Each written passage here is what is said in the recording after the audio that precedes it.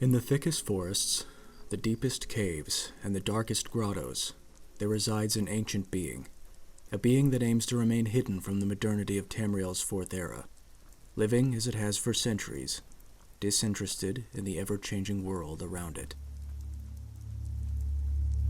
So I thought it'd be fun to take a short respite from sword, armor, and fantasy clothing design and delve into the process of creating concept art for a fantasy creature. Since the release of the Oblivion remaster, there has been some debate as to the general presentation of the game in comparison to the original. Without getting into a whole conversation about the potential positives and negatives of the aesthetic reworking of the original game, I wanted to focus in on the design of the troll specifically. I intend to do a redesign of what the troll could have looked like if they had decided to stay more in line with the original concept. I will then make a full illustration of the creature and setting, while I stretch my painting skills a bit further than what I'm used to. From what I can see, the troll design of the remaster has lost much of its character and uniqueness from the first iteration. Now it looks more like a generic, hulking brute monster than a living being that has an anthropological story in connection with the lore of the Elder Scrolls.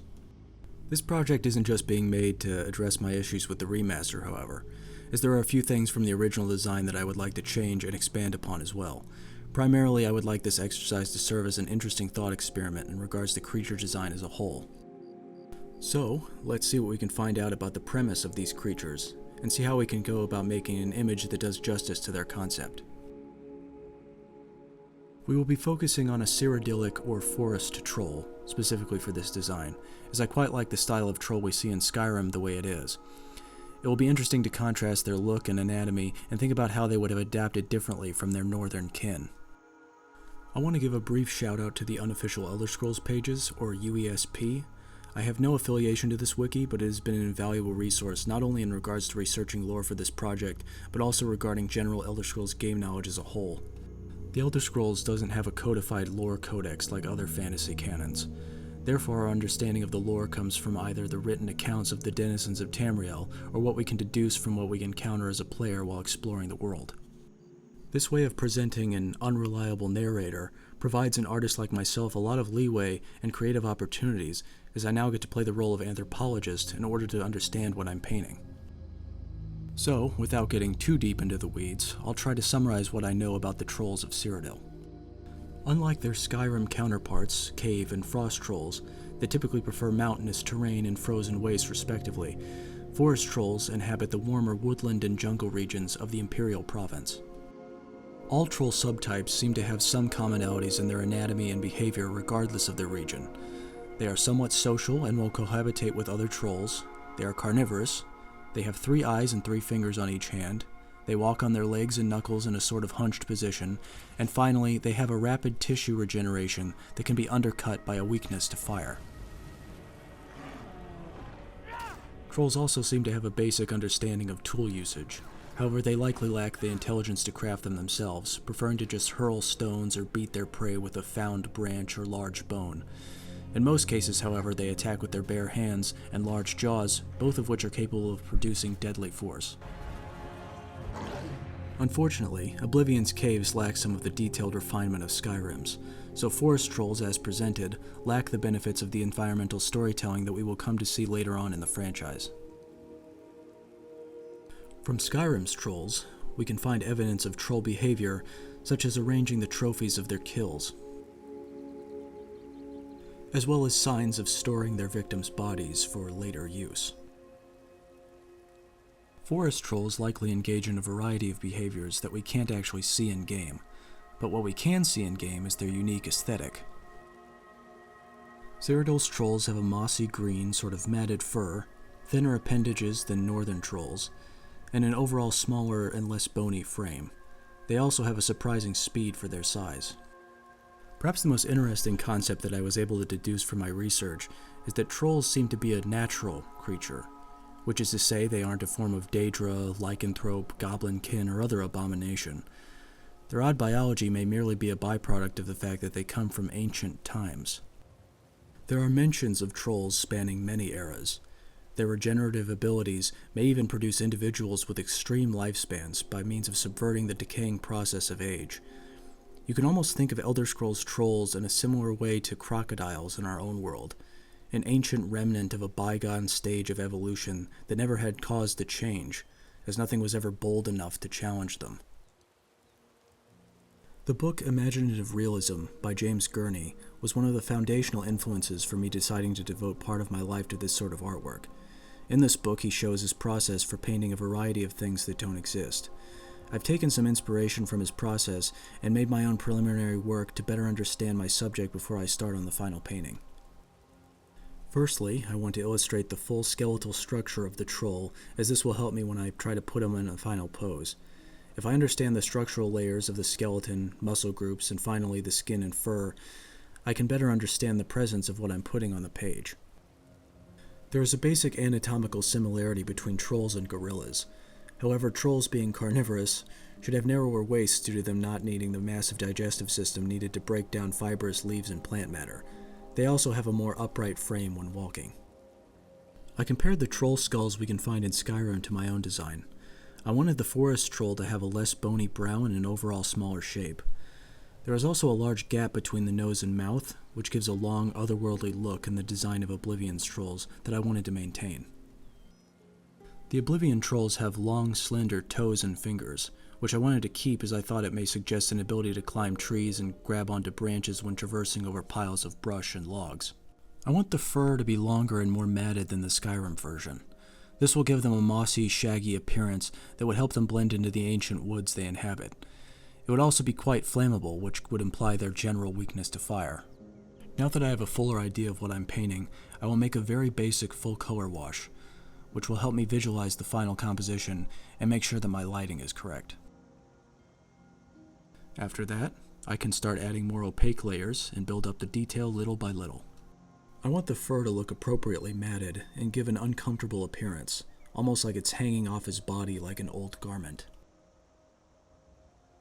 The skin should look almost greenish and have signs of wrinkling and discoloration that imply the skin has regrown and scarred over many times. Most importantly, I want the eyes to give an unsettling, empty appearance, like looking into the ancient void from which all forms originally spawned. No tracking pupils, no expressive colors, only cold, unfeeling indifference to the lives of their modern prey.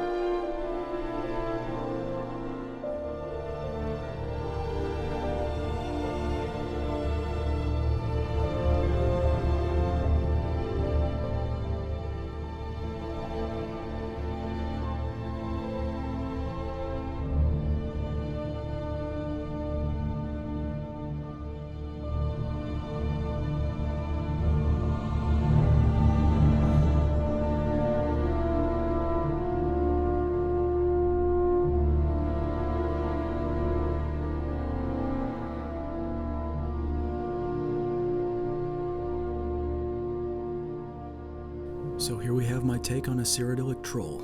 It was an interesting challenge to make an entire image instead of just the figure itself. I hope all of the motifs and lore I discussed can be seen and understood from how I presented the subject. I really enjoy the topic of creature design because the biology of the creature can give so much inspiration to the design process. I may make more creature designs in the future, either from existing franchises like this video or even just my own take on classic beasts from our real-world mythologies. I hope you've enjoyed delving into this topic with me. Stay tuned to see more fantasy artwork in the future. Thank you for watching.